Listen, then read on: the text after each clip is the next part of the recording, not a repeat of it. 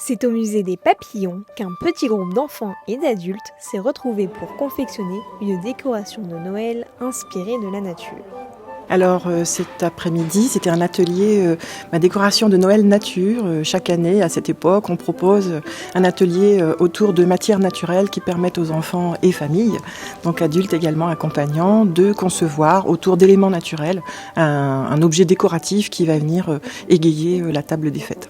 Donc là, en l'occurrence, c'était un centre de table avec un photophore sur une tranche de bois naturel qui a été décorée, vernie, peinte, pommes de pin évidemment et branches de sapin, et puis quelques petites figurines de Noël.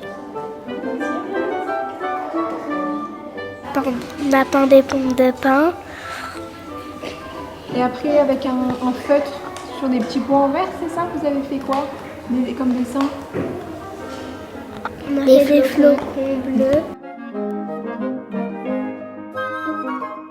Mais plus qu'un simple atelier, ces temps de création s'appuient directement sur les collections du musée. L'idée, toujours aussi des ateliers du papillon, du musée des papillons, c'est de partir des collections d'éléments naturels et de parler un peu de biologie et d'insectes, et puis de concevoir un objet créatif à partir d'éléments divers et variés. Et là, on est sur le thème des fêtes, bien sûr, donc ça va briller, ça va pailleter. Un atelier qui s'adresse à un large public et qui permet à chacun de découvrir le musée autrement. Alors beaucoup viennent par le biais de l'école, bien évidemment, c'est une grande partie de nos publics. Un certain nombre viennent également par le biais de ces ateliers qui ont lieu toute l'année, une fois par mois. Et puis au moment des vacances, on a également des ateliers un peu démultipliés, des stages.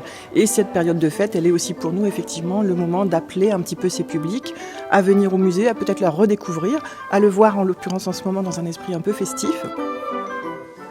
Noël au musée se poursuit jusqu'à la fin des vacances. L'occasion de venir découvrir le musée des papillons et le musée Antoine Lécuyer, décoré pour les fêtes, et de participer aux nombreux ateliers proposés en cette fin d'année.